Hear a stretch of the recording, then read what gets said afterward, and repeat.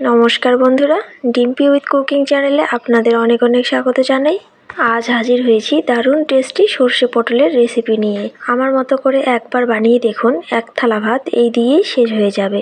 আমার চ্যানেল না সাবস্ক্রাইব করা থাকলে চ্যানেলটি সাবস্ক্রাইব করার অনুরোধ রইল। 250 গ্রাম পটল নিয়েছি।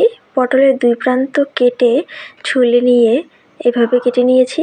তো বন্ধুরা দেখো, কড়াই বসিয়ে দিয়েছি, দিয়ে দিচ্ছি সাদা তেল। এবারে আমি তেলটা ভালো করে গরম করে নিয়েছি, দিয়ে দিচ্ছি কেটে রাখা পটল।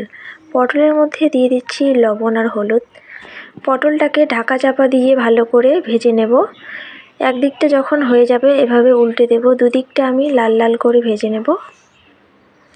তো বন্ধুরা দেখো, লাল লাল করে পটলগুলি আমি ভেজে নিয়েছি। এবারে আমি পটলগুলি তুলে নিচ্ছি।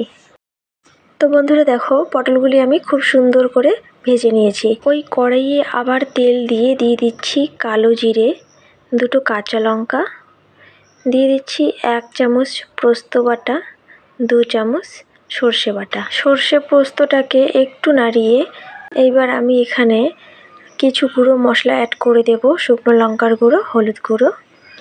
এবার সমস্ত উপকরণ আমি ভালোভাবে মিশিয়ে নেব। বাটি ধোয়া জল দিয়ে মশলাটা ভালোভাবে কষিয়ে নেব।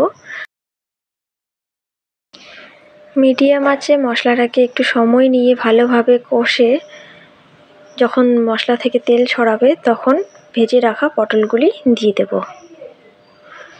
এবার মশলার সাথে পটলটাকে প্রায় 2 মিনিটের মতো ভালোভাবে কষিয়ে নিতে হবে। মিডিয়াম আঁচে পুরো রান্নাটাই করতে হবে যাতে মশলাটা নিচে লেগে না যায়। এবারে আমি দিয়ে দিচ্ছি সামান্য জল। সমস্ত কিছু উপকরণ মিশিয়ে নিয়ে পটলটাকে প্রায় 10 মিনিটের মতো ফুটিয়ে নেব। 10 মিনিট পর দেখো, পটলটা ভালোভাবে সেদ্ধ হয়ে গেছে আর জলটাও অনেকটা শুকিয়ে গেছে। এবারে আমি দিয়ে দেবো একটু চিনি। চিনিটা দিলে পরে পটলটা খেতে খুব ভালো লাগে।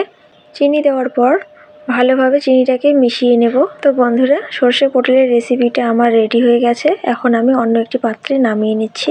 এটা খেতে খুবই টেস্টি হয়, গরম ভাতে তো জাস্ট অসাধারণ লাগে। তো তোমরাও একদিন রেসিপিটা বাড়িতে ট্রাই করো আর অবশ্যই আমাকে কমেন্ট করে জানাবে খেতে কেমন হয়েছে। তো আজকে এই পর্যন্তই, দেখা হচ্ছে নেক্সট এপিসোডে। ততক্ষণে সবাই ভালো থাকবে, সুস্থ থাকবে।